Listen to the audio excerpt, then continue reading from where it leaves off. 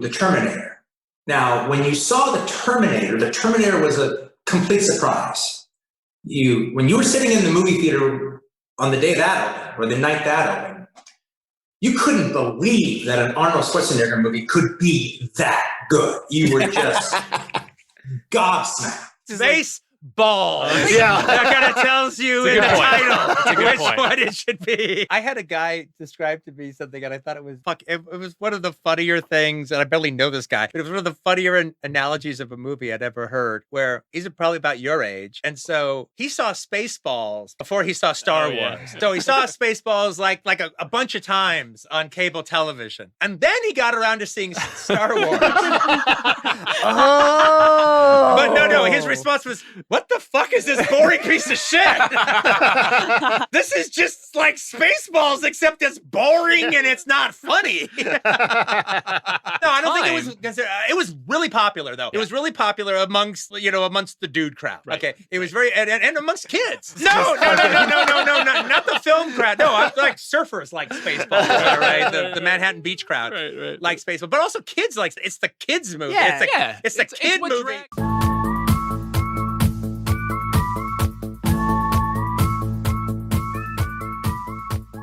But I remember not a whole lot of people. I don't really quite have the affection for this movie that I had then.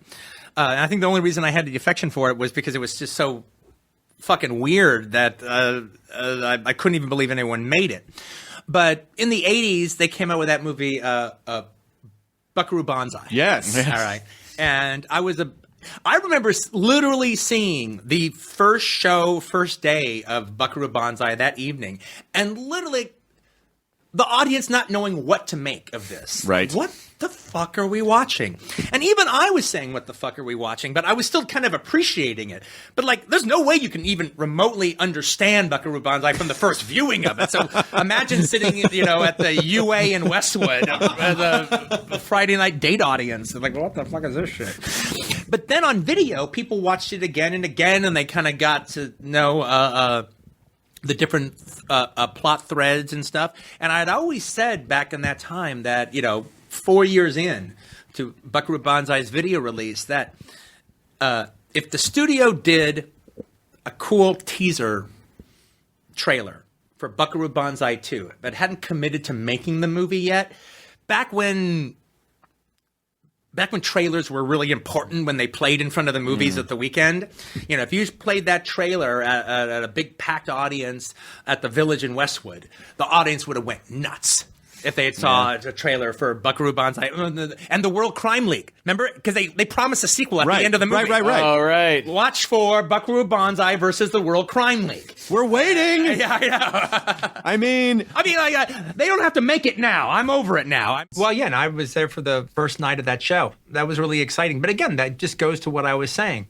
They had an interesting character with an interesting mythology. So it wasn't just about, okay, let's come up with another 6 people that we can and put them on a spaceship and stick the alien in there. It's not, Terror Within Part 2. All right, so it's like, let's come up with 6 different people and come up with a different spaceship and put the alien on that and then watch them kill those 6 people off.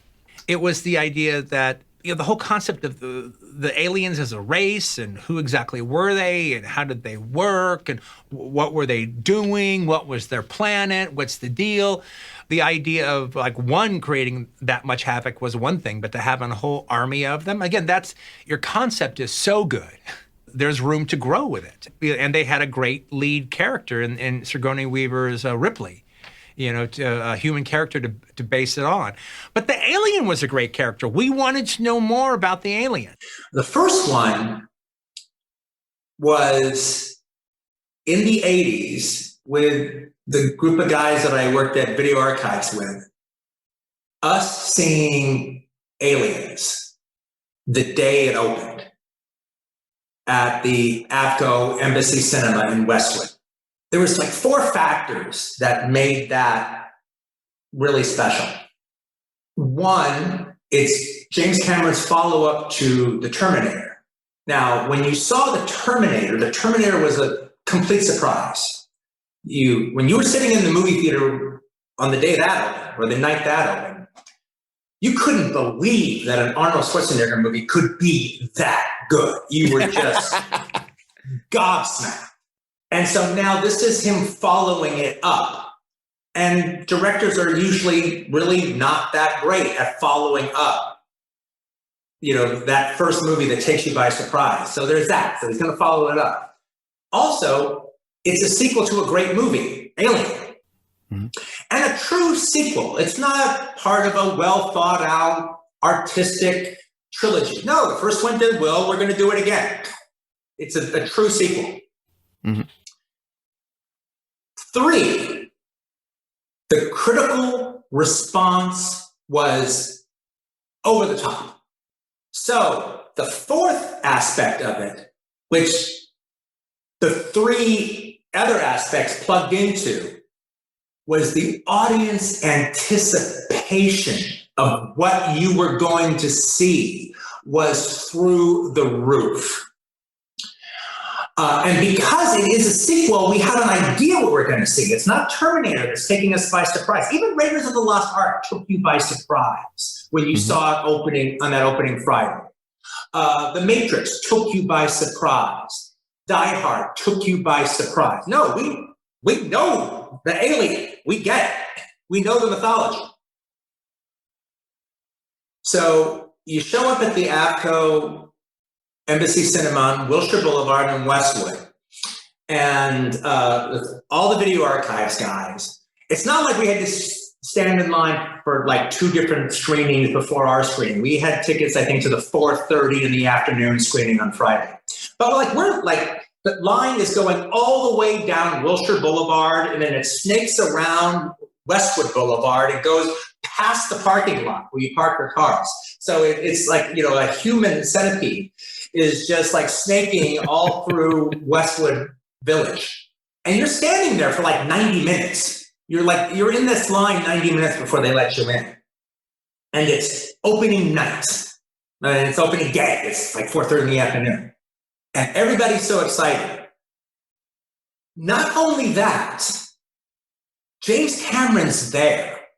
And when I say he's there, he's not there doing a Q&A. He's not making a special appearance. He's not talking to the audience. No, this is his big night. This is the opening of his movie that he's killed himself for. He's stage managing the theatrical experience in the premier cinema in Los Angeles. He's there making sure that they're treating people well in line. He's making sure that the projection is right on. He's making sure that the speakers are working right. The sound level is correct. Only 10% of us even know what he looks like. So I recognize, oh shit, that's fucking James Cameron. He's stressing. It's like a market research screening. He's stressing, making sure that everything's right. Yeah. So then we're let into the theater, jam-packed, ass full of elbows. And then the movie starts, and it starts playing. And after saying those four aspects that made the movie, anticipation for the movie so exciting, the movie did the impossible. It exceeded our expectations. It was better than the critics said. They didn't have a fucking clue. It was better than we could have hoped for. It was better than any sequel we had ever seen. It was one of the, great popcorn movie experiences we had ever had. And by that time I had a lot of really great popcorn movie experiences. But the moment in the movie during the screening that was the most wow moment, it's not when she gets in the Transformer forklift thing, but when her and Newt are in that little isolation chamber and the face hugger is in there with them. The whole rest of the movie had been exciting. But for the first time, it was scary as shit. It was really, really scary, and the audience was flipping out.